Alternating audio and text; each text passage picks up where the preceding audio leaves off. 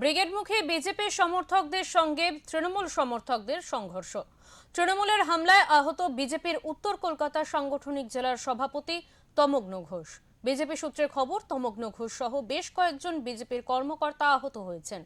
হাসপাতালে তাদের দেখতে যান বিজেপি নেতৃত্ব। শনিবার বিজেপির পরিবর্তন যাত্রার অন্তিম দিনে ব্রিগেড সভাকে বানচাল করার জন্য পরিকল্পিতভাবে হামলা চালানো হয় বিজেপির ওপর, এমনটাই অভিযোগ গেরুয়া শিবিরের। ঘটনায় 50 জনেরও বেশি কর্মী আহত হন।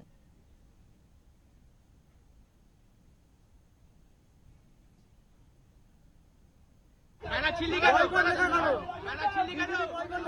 मैंने चिल्ली का